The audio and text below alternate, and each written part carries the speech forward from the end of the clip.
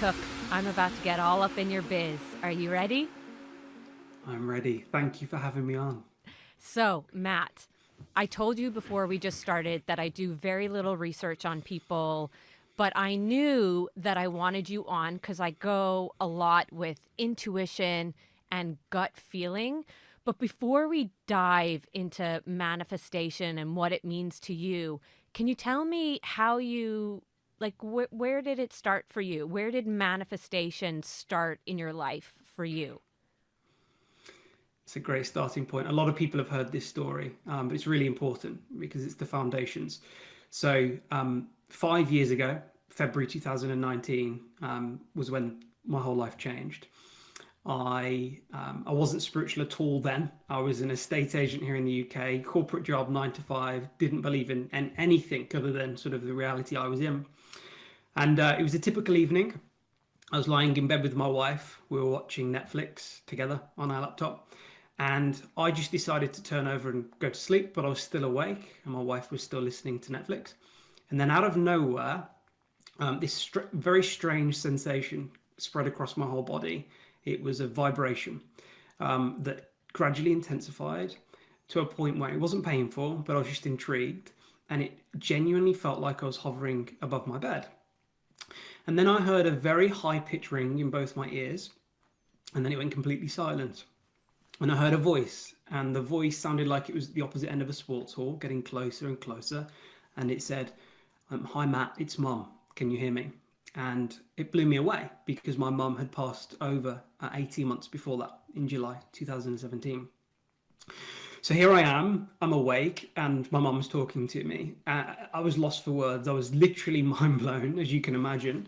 You want to believe in a thing called the afterlife when you lose someone like that, but I had no sort of proof. I hadn't ever spoken to a medium or anything like that. And as I was just chatting back, my wife, Coruscant, just gently nudged me and she said, "Matt, who are you talking to?" And when I turned over to tell her and then turned back, my mum had gone. So that was the start, because right there in that moment, I realized that there is more to this reality than meets the eye. And I'm one of those people that dives down rabbit hole. I have to find the answer to things. So while still working my job, every spare hour I had, I was trying to figure out how I could connect with her again. Because that's what I wanted. But the first time, I want everyone to remember this, it was not expected. I didn't want it to happen. It just happened. It's really important that. Because that's also now the foundations of what I teach with manifestation. So anyway, as I'm exploring, I realized I didn't want to be a medium, but I was really interested in just what's behind the veil in a way. And that's when I stumbled across quantum mechanics, quantum physics, and started to realize very quickly that actually it is just a bit of an illusion. Everything is just energy. Science tells us that. If we break everything down to its purest form, everything, you get to atoms. Below atoms, you get to subatomic particles. Below that, you get into the quantum realm, energy. And science now shows us that energy creates all things physical. So I was obsessed with this thing called energy, especially knowing that the field it comes from is infinite. And I then, through that research, found manifestation, as you can imagine, just going down those rabbit holes. Bob Proctor, Esther and Jerry Hicks, Joe Dispenza, Neville Goddard, all these people started emerging. And for me, it was just like, oh, okay, so everything's energy vibrating at different frequencies. And it honestly just clicked for me. It was like a light bulb gone off. It was a no-brainer, because every single time I was hearing these people talk, I just kept relating it back to what happened with my mum, how I connected with her. And I want everyone to just remember this, that what happened, you see, is my body somehow, its vibration changed unconsciously. And the best analogy of that was like tuning into a radio station. You want to listen to an exact radio station, you've got the crackles first, you're tuning yourself in, and then you hit that clear signal and you pick up the information at the other end. But you have to become that radio station first in order to listen to it. So somehow, whether it was on my mum's side, I don't know, unconsciously I aligned myself and my mum lowered hers and we connected. And I've had many mediums tell me since that, Matt, do you know that's why we're called mediums? We help people connect on the middle. So that's how I got here. You, That's how I found manifestation. I love that story because so I've always been into manifestation from like a young, like in my teens, I always believed in the power of the mind and I always believed that there was something more. And I have had a lot of stories. They're not exactly like yours, but when I had a baby, her name was Polly, and she passed away at 5.5 months pregnancy. And a couple nights before she passed away, I had a dream. And it played out exactly how it played out in the hospital. Like I had this dream that I was in a particular room, a particular late. It played out exactly. But post that, and I've never really told anybody this, but I've had flashbacks of angels in the room when I found out, and also when I went to the grief therapist, I was telling him things like I could hear her voice. And I Yeah. hear her voice a lot, and it's lessened actually over the years because it's been 4 years. It was May 2020. But I remember the grief therapist saying to me, do you think you're connected in a more spiritual way? And I was like, I don't, but I do hear things. And I really go a lot on intuition. So this is why I love manifestation in also the science side, but a little bit more of the spiritual side. But this is where people, because, I've had neuroscientists on that are like, it's nope, no coincidences. There's no such things as coincidences. It's a way of goal setting. And I'm like, No. but no, I don't think that because, for example, I'll just tell you this story I had when I had my 3 miscarriages. I said that I was going to have twins, 2 boys at Christmas. And then I had my son and Polly passed away and I had a daughter and then I let it go and I was like, done. But then I got pregnant with twins, 2 boys, and they came on Christmas Eve. And I was like, how? Like, come on. How does these were natural pregnancies. So like, I personally believe that we, with our thoughts, our feelings, and our beliefs, we absolutely can create our reality. And is that the way you look at manifestation? Yes, I'll tell you why. In quantum mechanics, if you've ever heard of the observer effect, the observer in quantum mechanics can essentially collapse a wave of energy into physical reality. For your listeners to research the double slit experiment, they essentially, if a scientist is observing energy, it will collapse into a single unit, a particle. The moment it's not being looked at, observed, it returns back to energy and it shows what's called an interference pattern. So only when that sort of experiment, or let's say when energy is being observed, does it turn from energy into physical reality. So it sort of just proves there for a moment that if we place where we place our attention is where we place our energy. And we are observers, we are consciousness, and we have this incredible ability to collapse an infinite field of energy into physical reality. The problem is on that, the question is, what are we observing in our life? So if science now tells us that 95% of who we are is subconsciously programmed, right? Then most of the time, the majority of the people are unconsciously observing their reality. So I looked at this with my own clients. They're not even conscious about how they're talking to themselves, what thoughts are going through their mind, how they're feeling. And therefore, they keep manifesting and they keep seeing the same patterns emerging in their own life. But the moment manifestation, in my opinion, doesn't start with a clear vision. It starts with self-observation. It starts with observing yourself. The moment my clients observe themselves and they become conscious of their unconscious, and they become conscious of how they're thinking, feeling, and acting and behaving, and they start mentally rehearsing a new future, what actually starts to happen there really is they've changed their observation. And if quantum mechanics dictates that where we observe turns energy into physical reality, then most of the time people are unconsciously observing and collapsing, and it's called collapse of the wave function. They're collapsing energy into physical reality and they're continually manifesting the same outcomes. Whereas when they start, let's say, meditation, rehearsing in the future, they'll say to me, Matt, you're never going to believe it. This happened. Matt, this came out of the blue. But of course I know why. And it's because they're observing something new and they're actually catching themselves falling unconscious. And another experiment which is truly fascinating is an experiment with a sort of a number generator. And this number generator spits out 50-50 zeros and ones. And that is it. And they've run this experiment like thousands of times. I even had someone, a coaching client of mine, who's got a master's degree in statistics, and he studied that too. And he said it's an actual impossibility for it to be any other way than 50-50. Yet when this experiment was done, they asked participants to hold the intention one more times than zero. And that experiment eventually yielded more ones than zeros, even though it's an impossibility for that to be the case. So again, tying it in with the observer effect in quantum mechanics, it confirms that if someone's observing more ones appear over a period of time.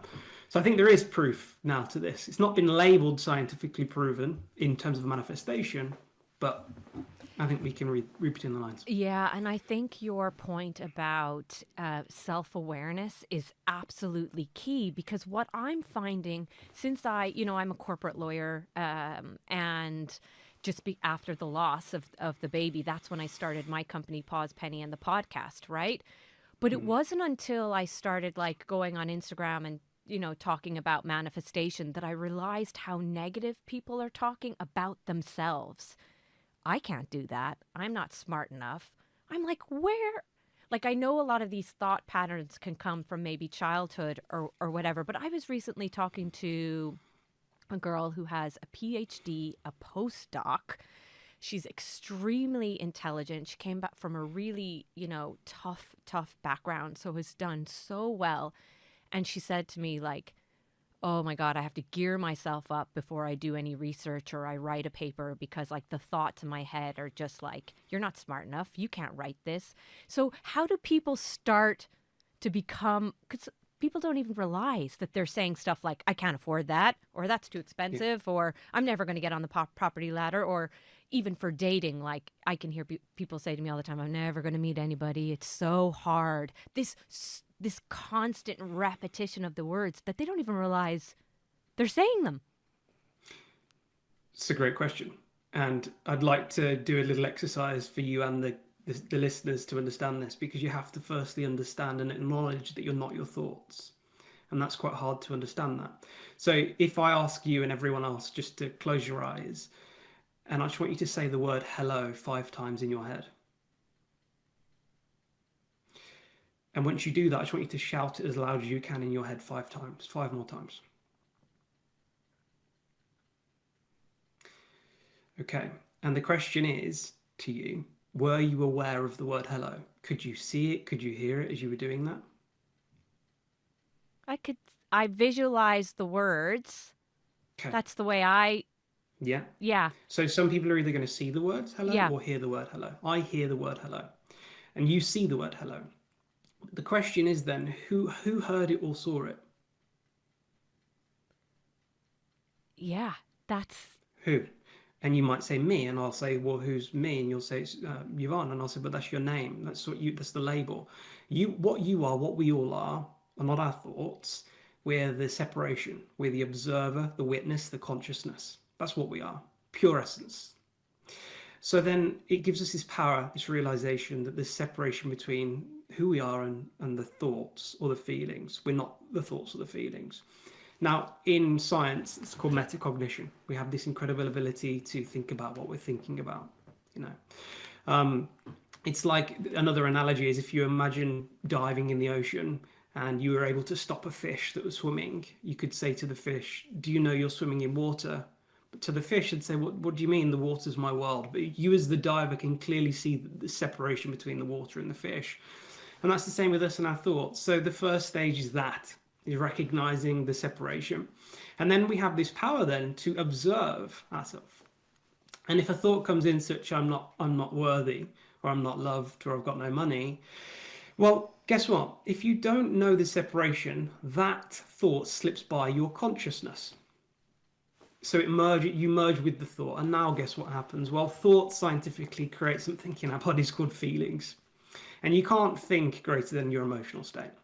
But if you realize and remember that there is a space in between the thought and who you are, and you practice being that consciousness, the thought won't slip by the consciousness, and then you can reframe it. And that's called neuroplasticity. We can rewire our brain. Yeah. Now, that's hard work, but that's where you start. I know. And that's the thing. It's repetition, consistency.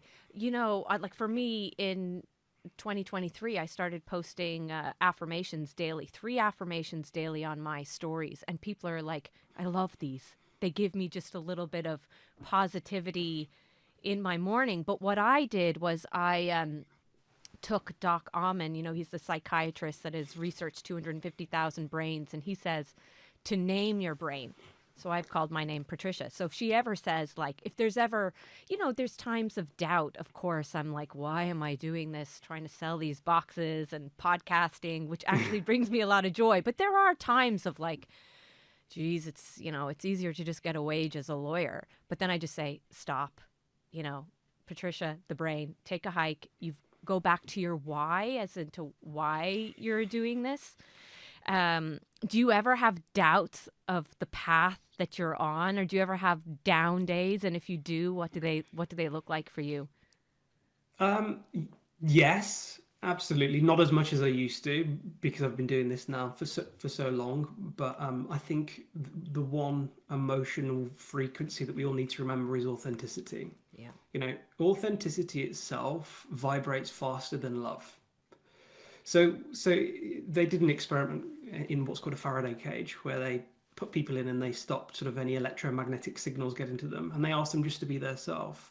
And when these people were just themselves and just spoke freely about what they thought, their vibrational frequency was really high.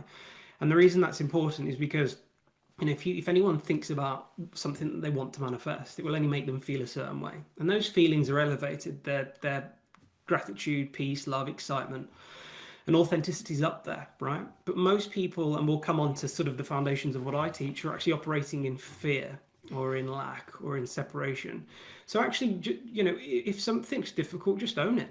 Just be authentic about it. And just, if you're broke, you're broke. Fine. But that's not being negative. It's about just being authentic and going, okay, but I can control my dialogue around saying money's evil or I've got no money. Reframe that to actually, I'm on this path and I trust it and I'm just going to keep going, but be authentic about who you are. So yes, I have moments of doubt, but I suppose what happens on this journey the longer you've been doing it is you don't fall unconscious as long as you used to. Like, I pull myself aside and I just have a word with myself and I say, come on, Matt, get yourself together, Yeah. And that's it, right? I love how you said about naming your brain. I think it's really powerful. But I think for everyone, it's just realizing that we're all human. We're always going to be triggered. That's the human experience. We need that. We need the polarity in every situation, to understand and learn. Totally. And I find, like, in my life, the hardest challenge for me was the challenge around wanting a baby. Because it was definitely something that I wanted. But what had happened was I had the miscarriages, like I said, and I had the loss. But there was this attachment to the outcome, like, I have to have, and this fear.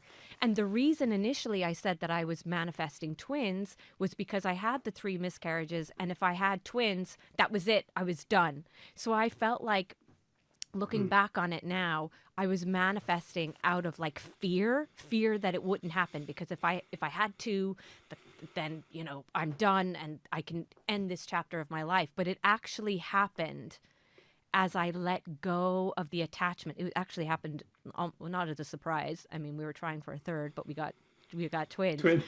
But do you find, like, is there something that people, like, a lot of people who follow me are kind of moms as well, that really want a baby, and they're trying to find ways to just kind of let go and believe that it'll happen for them.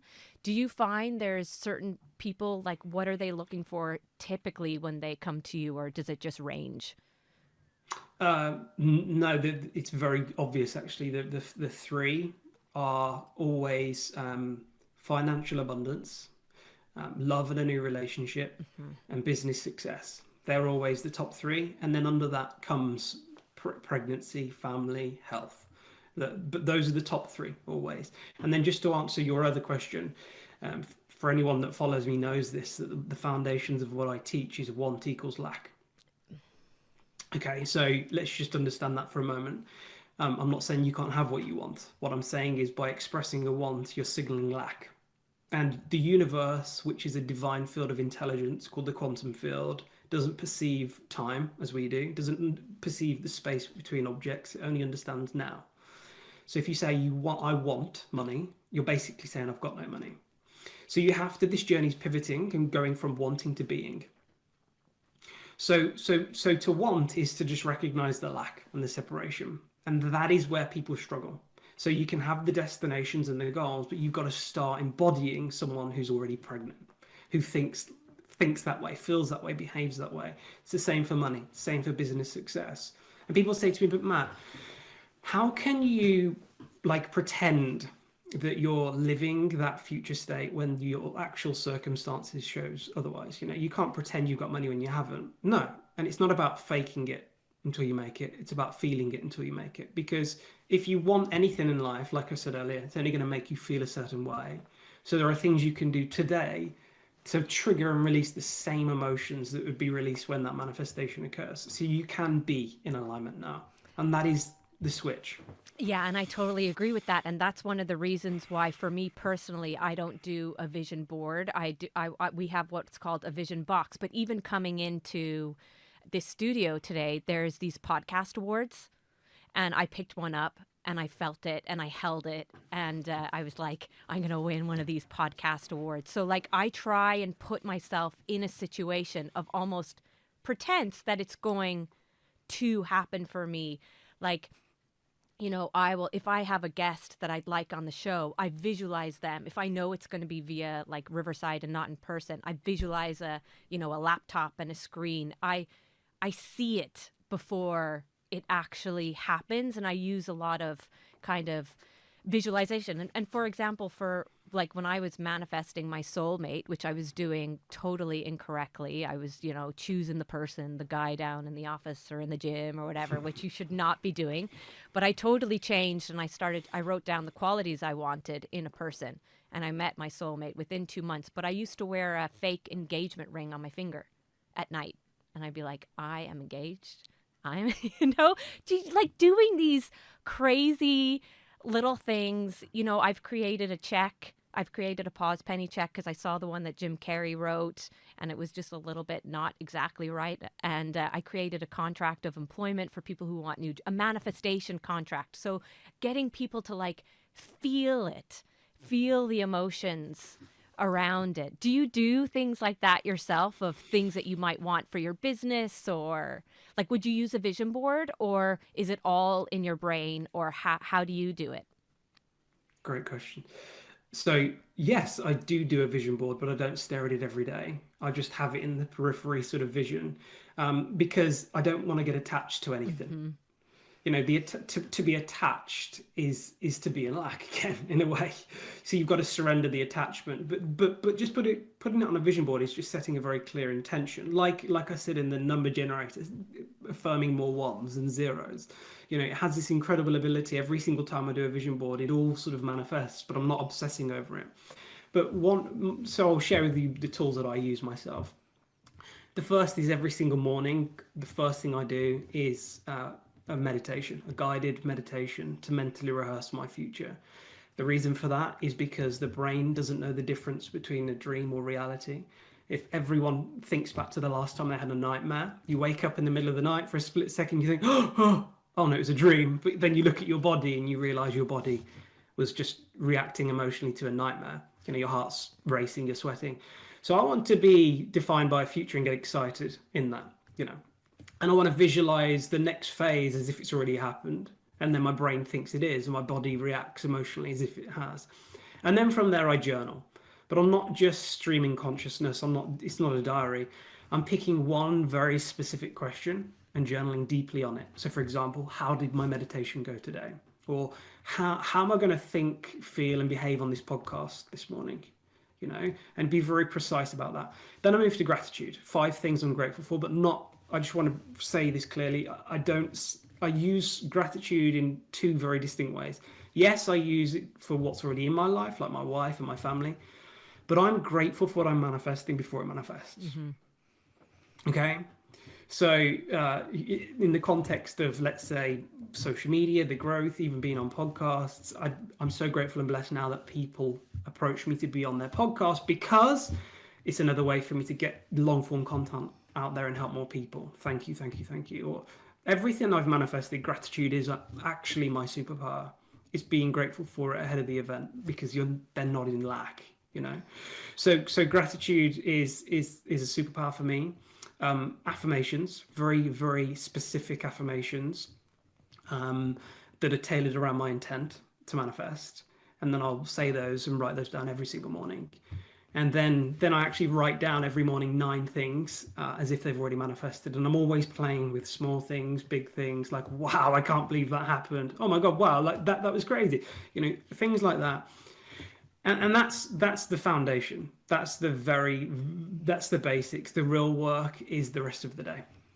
Yeah, It's who you'll be the rest of the day. yeah, and if you think about that, so I have what I created called the Game Changer Morning. So it's an acronym. So game, gratitude, affirmation, manifestation, exercise for me, right? So I get up before my kids get up. I write one thing I'm grateful for, 3 affirmations based on how I'm feeling. Manifestation is my visualization, so I visualize what I want, and then exercise. I think it's really important for me to, for the body and the mind to exercise. When I'm in exercise, I'm in a good place. But for me, I'm limited on time, right? Just on the basis that I've got 4 small kids, I've got to get out to work, and etc. That only takes me, like the first portion, gratitude, affirmations, manifestation, takes about 5 minutes. You don't need an hour or 2 hours to do these small things that are going to have an absolutely huge impact on your brain for the rest of your day. And I think it's almost telling people that, like, you can take small, simple steps, you know? Yeah, I agree. When I first found this work, I found the Miracle Morning, which is savers, silence, affirmations, visualization, exercise, reading, and scribing. And that he was saying in that book, you only need 6 minutes. But I just want to make something clear for everyone. You're manifesting in every single second. Yeah. So even if you haven't got a minute every day, you're manifesting. Manifestation, just so everyone's clear, is not magic. It's not. People think it's this elusive sort of like, secret sort of concept. No. We're all creators. We're creating in every second through how we think, how we feel, how we behave, how we act. So the work in the morning, whether it's your game, routine, whether it's mine, it really is just to set you up. Because I think most people, they wake up, they head straight to their phone and they're playing roulette. It's black or red. They don't know what they're going to get. And if it's a negative email or something they don't want to see, it just dictates their vibe for the rest of the day. And I like to start my morning being in control. My cue is to check Instagram once I've had that hour to myself. And of course, I have clients like you with 4 small kids and they're building, multi-million-pound businesses and they don't have the time, but they'll try and find it somehow. But even if you can't, just set an intention for the day. That's another thing I do. In the present tense, today is a beautiful day in every single way. So many amazing opportunities come my way, for example. Don't say today will be, because you're affirming that it's not right now. Today is. Yeah. Now is. Yeah. And when, you're talking a lot about like setting your intention and positivity and creating your life, do you think that if we can create in the positive, do you think that our thoughts, feelings, beliefs can create in the negative? Yes, absolutely. Yeah, 100%. That is, it doesn't happen. It happens in every single way. The universe isn't just granting us wishes. It's not like an instant transaction. It is just giving us what we are. Because what we are is just energy and vibration. We're just aligning to the resonance of it. I think where I struggle, because I did an Eckhart Tolle course after the loss of the baby, And he said, "Oh, look, I don't really like to get into the negative aspect of it because people just go wild. Like I Yeah. didn't give myself this disease or I didn't give. But I wonder, I just do query, is there an element of being able to manifest like that, your negative feelings in the negative, because we do know that there's a lot of like brain, body, the physiology of what, even if you say stuff to yourself like I'm so tired, it impacts your body, but I think that people don't like to hear that. I think it's harder for people to hear that you potentially are not potentially, like you said. I say manifestation is a lifestyle. You are, Mm. if you are living and breathing, you are manifesting, whether it's good, bad, or just you're coasting along in your life. I agree. I don't specialize in the health side of manifestation, but I'd recommend everyone check out Dr. Joe Dispenza. Hmm. He specializes in mind over matter, especially when it comes to illness. The amount of people that are healing from terminal diseases, chronic diseases, terminal cancer, blind people who can see again, people with MS who can heal, people in wheelchairs who can walk again. It's all through doing this work. But every single time they dive in and unravel why they got there, normally there was something going on in their life, whether they were stressed, whether something, it might not even be their thought patterns, it might have been their environment influencing them. So, I know it is a difficult one to realize, but I think the polarity on it is that actually, if your thoughts can make you sick or your environment can make you sick, can your thoughts make you well? And yes, they can, according to the latest science. Yeah. And, for me, I had two little heart surgeries. And during one of the surgeries, the doctor went up and they nicked a vein in my leg and they told me, God, we don't know what we're going to do with you effectively. And I didn't know if I was going to be able to have another baby. And I said to the vascular surgeon, well, can it heal itself? And he said, no, that would be a miracle. And anyway, I just started to visualize that it would heal itself. And I went back and it was still there. And I went back again and the hole was still there. And I kept visualizing. And then I went back one day and he was like, I don't believe this, but it's gone. And I fundamentally believe that anything anything is possible when you actually believe it. And I think that's, people do struggle with that. Like they say to me, well, Yvonne, like, why don't you just manifest winning the lotto? And I say, well, first of all, I don't really care about winning the lotto. It's not something that I really, obviously I want to have financial independence, and so it's not important to me to believe that. But I believe that if somebody really, really, really wanted it and believed that it would happen, that it could potentially, which I think is where people start to think that I'm crazy. Yeah, no, absolutely. I think actually you only have to. A lot of people ask me that question too, and I'm like, I just have no interest in doing it. I'd rather make it myself. It's so much more rewarding and exciting. And money's only an exchange of value anyway, in my opinion. So, but if you actually listen to a lot of people who've won the lottery, it's quite interesting if you hear their interviews. They all believed it. They all knew. Oh, I just knew that one day I'd win the lottery. But a lot of people who play the lottery are doing it out of desperation. Yeah. They want money, they need money. Money's the root of all evil, so I need to win the lottery. They'll never win the lottery in that state. They'll struggle. I Then they know. might get lucky now and again, right? But you've got to really wholeheartedly believe it in every way. Totally. We're very aligned in that. And this is where my husband is like, Yvonne, you're a lawyer. Don't be Yeah. talking like, come on. I don't, like my husband said to me once, he was like, Yvonne, I don't mind you talking about gratitude, but this manifestation, because it is like like a lot of people do think it's a little bit wishy-washy, woo-woo, but if you can Sure. back it up by the science, and also I think in life we have to recognize that people's experiences, which put them down a certain path, it's not all about like a scientific paper that you can actually pull the data from. Some people have these experiences and they just know this to be true, and that's, I like the science, but I also like the spiritual side of it as well. Yeah, I agree. Science, I'm like that. By my natural state is a bit of a skeptic, and I love the science because it demystifies the mystical, and that's what's so great. And then you can bring in the spiritual too, like the spiritual awakening that I had with my mom.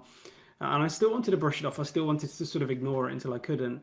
And that's what's so amazing about the science of it now. It can, it's catching up with what the East have been teaching for thousands of years. But I think the other reality is this: that look, if we bring in the science for a moment, we like I said earlier, we are just energy, but actually, what we can see and perceive with our five senses, in fact, our eyes can only see 0.0035% of the electromagnetic chart, spectrum. So just because we can't see it doesn't mean it doesn't exist. It's there. We're just not aligned to it. Like right now in our rooms, there's music. We can't hear it though, nor can the listeners. But if you and I right now tuned into a frequency of energy, there's music in the room. That's amazing. So it just shows that there is an infinite field of energy and frequency that's there, but we don't always see it because we're not aligned to it. And do you think that that's why people don't? A lot of people say to me, I'm manifesting, but nothing's happening. I keep just, nothing's actually happening. Do you think it's because they're not aligned? Or what typically do you see as the reason why people are not manifesting what they want? Well, firstly, the reason they're saying it, which is so annoying to hear, they're just admitting it.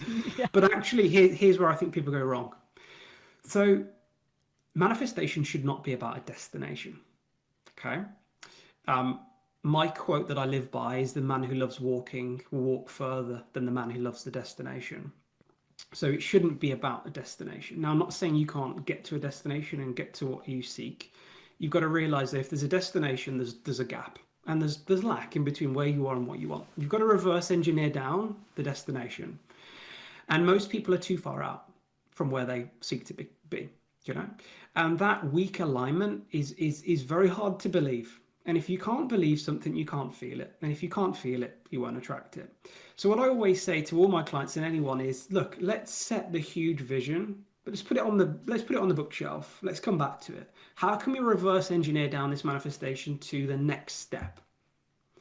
And people don't like doing that because they're like, well, I want this. And I'm like, yeah, but the smaller aspect of that manifestation is still manifesting the big thing. If you can bring it right down and close that gap, you can now touch it. You now know what you've got to do. That's how I manifest. I get clear on the bigger aspect, and then I embody the next step. And that's where people go wrong. They just live in lack and separation. They're not aligned. And do you look back on any part of your life and be like, yeah, it was a bit more challenging for me to manifest something because maybe I just thought differently before this spiritual awakening kind of happened?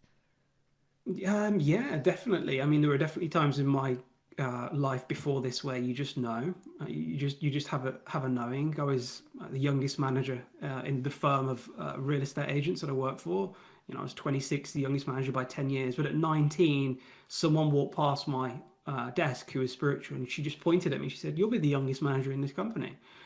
And from the moment she said that, I just knew it, and it happened, right? But then, yeah, there were definitely times like money for me was a big hurdle up until like my late 20s. It was never something I could get. I always wanted more money. I knew I could do it. I was looking at other people succeeding online, and I just couldn't do it. That was my identity. That money was sort of just like I never had it, or I had it and then it went. And then it was really flipping that to realizing that money's just energy, and that money's a flow of energy, and it will flow to me and through me. But my only job is not to block the flow. So, yeah. I think a lot of people have kind of lack and scarcity around money, and that could be due to like how they were raised or, what's going on, for example, in their life. And I think that like that Jim Carrey story of writing his $10 million check kind of gives people hope. Like he was like visualizing, and then he got it. But when I talk about money and going back to money, like I do think that we have to be mindful about what the purpose of the money is. Like, do you just want it to buy fair enough if people want nice cars and a nice house or a nice holiday, but like, is it just for your ego, or do you want to do more with the money, have a little bit more purpose, give back a little bit? Do you delve into kind of like the purpose behind why people want certain things when they come to you for coaching? Yes. it's always the exchange. It's always the why. You're not manifesting money. People need to realize that. You're not. Money's trash. It's useless. If you put money, if you said to me, Matt, I want £1 million, and I said, okay, I'll bring it into your studio in a glass box, but you can't touch it. You'd say it's useless. It's not what you want. What you want is that you want the energetic exchange of that money. I want, to enhance the studio. I want to get more guests in. I want to fly them in. I want to buy a house. It's always the exchange, which is why you need it. And I think that was what I was unclear on. I had this in 2019, 5 years ago, when I first quit my job to build an online business before I was into manifestation. I knew that if I made 100 sales in this affiliate marketing business that I was in, I'd be able to replace my income. But I was so obsessed over the money and the lack of it that I was really struggling. So I flipped it, and I realized that every sale represented someone's life that I was helping. So I manifested 100 lives instead of 100 sales. And every email I wrote, every video I did, it was all about this is going to change someone's life. And I could really feel it. And it manifested in no time at all, because the energy was different on it. So yeah, 100%. Like, if there's a certain amount of money you want, why? And that's what you're manifesting, the why. Yeah, we have in the Pause Penny manifestation box, the first card is what do you want? Because I think people sometimes are confused. They don't even know what they want. And then the second card is why.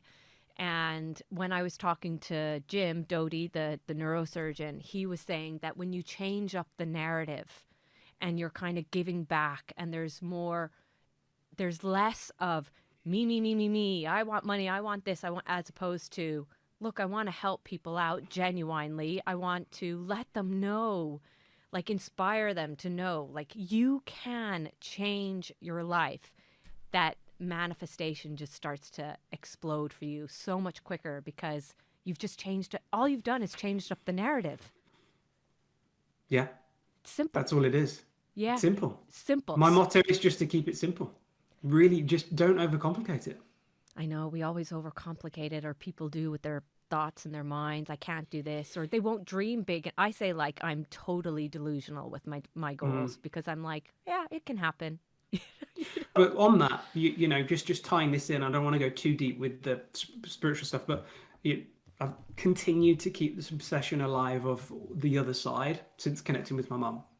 It's just been a real obsession of mine to understand the essence of who we are. And if we can only see less than 1% of the light spectrum, and I've spoken to my mom, and I've had so many other amazing experiences since. What is that? And I believe we're all spirit, really, that's having a dream that we're in this physical reality. And I believe that transition is just like waking up from a dream. You wake up in the morning from a dream, and it's just like, whoa, that was really vivid and real, but this is who I really am. And I think that's what it's like when we cross. But the point is then, why are we here? That's the big question. And I believe we're here not to learn anything, actually. It's just to remember who we all are. And the only way we can learn is through experience, and therefore we need to forget who we truly are. And that's why we're here. That's why amnesia kicks in. You can research past life regression, and people can be regressed, and they can look back at all their past lives. It's truly fascinating. I don't want to go too deep with that, but we're here for a reason. And I think if you really go within and you get present and centered, and you listen to your intuition or your gut, your heart will guide you, your soul will guide you. And that's always through passion, through excitement, through freedom. For you, that's building this podcast, maybe. For me, it's helping people from all around the world. For me, it wasn't in a estate agency and selling houses. I knew that. It felt like resistance. It felt like I was swimming upstream. But people ignore that because they think, like, I thought I needed to then build my own estate agency business just because my dad was proud of me, right? And I'd been doing it for 10 years. But it wasn't true to who I was.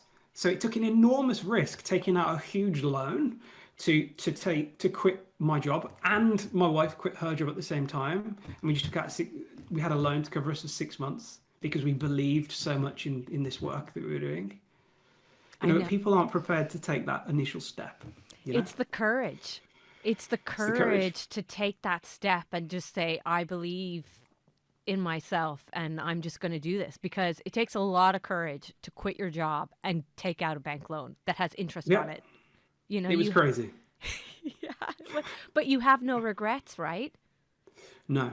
And I honestly, the biggest mistake I made, and I wouldn't recommend that universally to everyone to do, because it was stressful, and I was relatively early on into manifestation, so I was still had a lot of doubts. Um, but the biggest mistake I made was this clock started to tick, and now I was like, okay, 5 months left, 4 months left, 3 months left. I actually got to February, and I had 1 month left of money, and a mortgage payment, cars, everything due the next month, and I had no choice but to surrender and just trust. Now, I think people think surrendering is giving up, right? Surrendering is letting in. Mm. Surrendering is allowing the flow to take you. Now, I surrendered, and my whole life changed in March 2020. I've never looked back. It just took off. But I was so in lack and so frightened and so in fear before, it just wasn't happening. But the moment I let go is the moment it happened. I know, it's the letting go. And I think that personally, from what I hear from people and even myself, it's letting go and how to let go. But I always say, like, if you know, if you are doing everything that you possibly can to achieve your goals and you're taking all the actions, well then Yeah. you let go and let it flow, because there's nothing else that you can do, you know? Yeah. No, absolutely. I think people think that they have to control their manifestation, that it's their job to control how it's going to happen. That's not really manifesting. That's like manufacturing it. The surrendered approach is more working with, co-creating. And I think a great analogy there is, for anyone who's got a garden, who's a gardener, if you ever remember the time where you plant seeds in fertile soil. So the first stage is making sure that there's no weeds, no rocks. That's sort of like clearing the mind, clearing the limiting blocks. Then you plant the seed, the sunflower seed, and the seed is like the intention for a global podcast following or whatever. You plant the seed. Okay. Now your only job as that gardener is to show up every day and protect it, nurture it, water it, meditate, visualize, do that, right? But as the gardener, there is something called Mother Nature that somehow, in divine time, you don't know when, you can't predict it to the exact second, that seed will sprout. And that is manifestation, really. It's understanding that there is an intelligence that's keeping our heart beating. The same intelligence, this blows my mind, that can somehow grow a baby in a mother, is just phenomenal. Or even the fact that the Earth's in this orbit. It's that intelligence that's far more intelligent than our conscious minds. So what are we afraid of? Right? I think we're afraid of failure. I think people Yeah. are afraid of failure. It's the reason why they, don't give up their job. They maybe don't leave a bad relationship, or they don't take that risk to start the podcast or to write the book, or they're just afraid. People are afraid of judgment and afraid of failure. And I think that's like, but what if it doesn't happen? Whereas I just said, but what if it does? And even if it doesn't, even You've if it tried. doesn't materialize the exact way you wanted, at least you tried, you know? I think in that, there again, whenever I've had that thought, I always project forward and think of my inner elder, not my inner child, my inner elder. And I think of me in a care home at like 95 years old. And I imagine my grandchild coming in and saying, hey, granddad, if you could go back 50 years, would you change it? Is there anything you regret? Is there anything you wish you'd have done? Yes, there is actually. I just wish I'd have quit my job and not done a state agency until I was 65, because I wasn't happy really. I wish I'd have taken that leap and built a manifestation business and traveled the world and helped people. It's too late though now. So here's my advice. You do it. And I don't want to be that 95-year-old. But also again, like the other side of this is understanding that our brains are just records of the past. They're programs. They've been built through past experiences.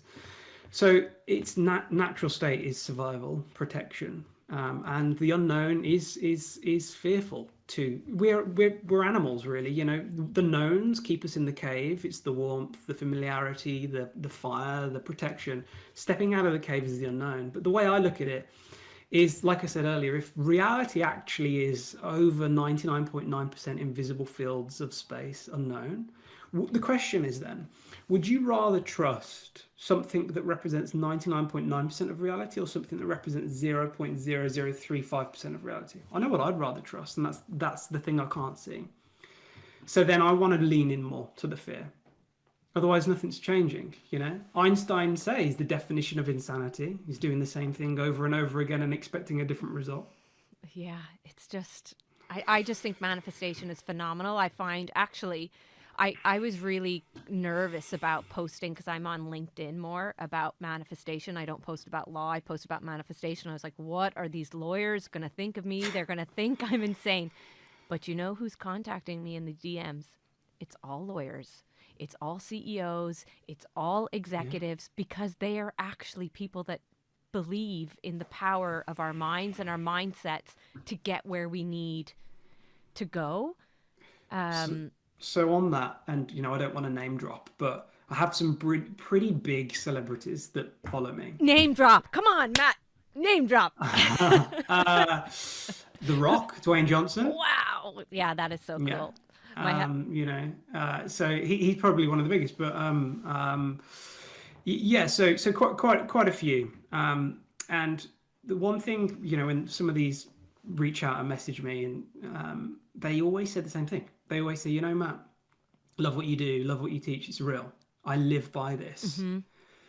You know, this is how I got here. And you've talked a few times about Jim Carrey. And to see that from people that we look up to who've done phenomenal things and, you know, created some amazing work, it's really quite interesting to look at who they follow or to know that they follow me because they know this work. They might not know it fundamentally scientifically, but there's something that they did all their life to get to where they are. You know, like Arnold Schwarzenegger, you know, he just knew, didn't he? He just knew. And remember this. We're going to end soon. But remember this. The Rock, Jim Carrey, Arnold Schwarzenegger, none of them came from money, huge, you know, The Rock has a really tough kind of traumatic childhood past. Really tough. But he made it. He believed. And I believe that he was really authentic. So I think what people need to remember is this manifestation is not just for these celebs that we hear talking about it now. It is for, you are, like you said, manifestation. You're doing it because you're living and you're breathing. So you are manifesting.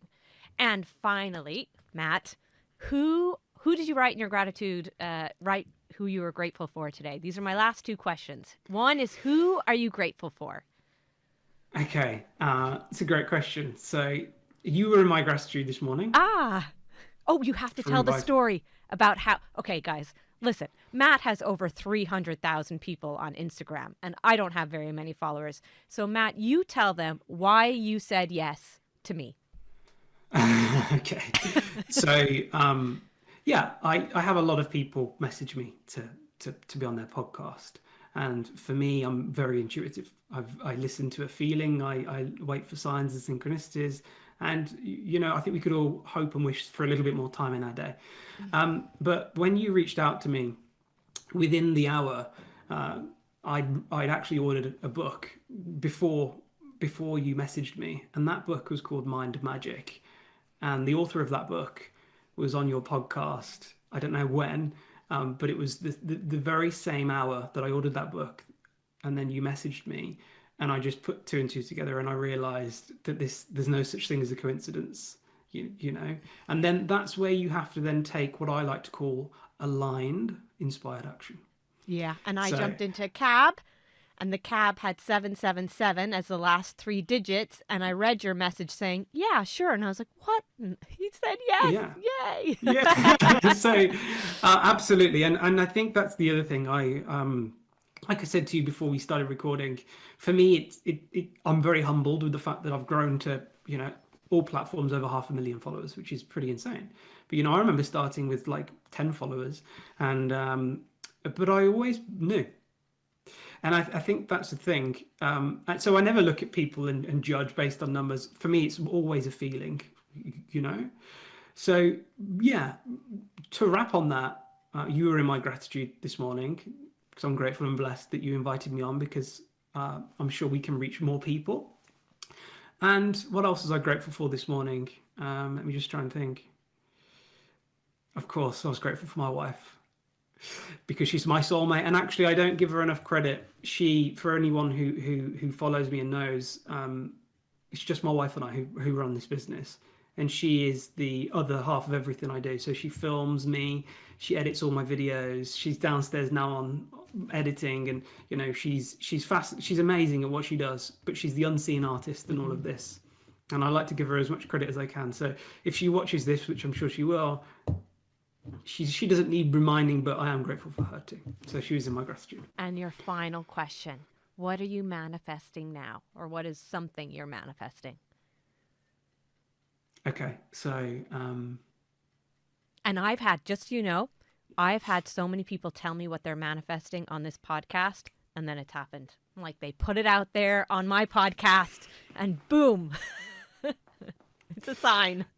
Okay, so do you want me to tell you one thing I am manifesting, or that I've just manifested? Oh, I want both. You want both? Yeah. What have you just manifested?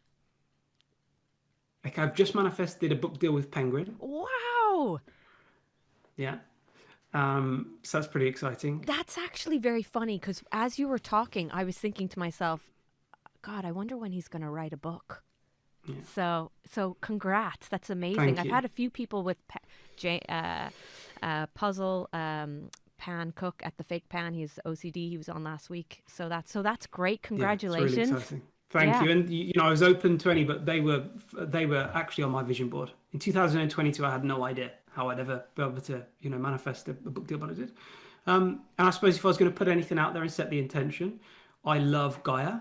For all your listeners who love Gaia, and I'm setting the intention that at some point in the future, in divine time, I'll be flown over to the US to be filmed, to have a chat with maybe George Norrie or whoever else on Gaia. I have no doubt that is going to happen. We have zero doubts. We know it's going to happen. We just don't know when. So exactly, it's not our job to control the web, but we'll put it out there, and then we can watch it back when it happens. Yeah, and then we can replay this and be like, see, he manifested it. I'm telling you, it was just a matter of timing. Oh, well, thank you so much. I'm glad that there were coincidences and synchronicities and intuition that you said yes to my little Instagram message, and I appreciate it so much. And I'll put in the show notes where we can find you. Sure. on all your social media accounts. We'll be looking out for you and your book. And maybe you'll come back on to talk about your book, and I'll be listening to you on Gaia too, no doubt. Thank you, Matt. Thank you very much. You're welcome, and thank you to everyone who's listened as well. Thank you. Thank you.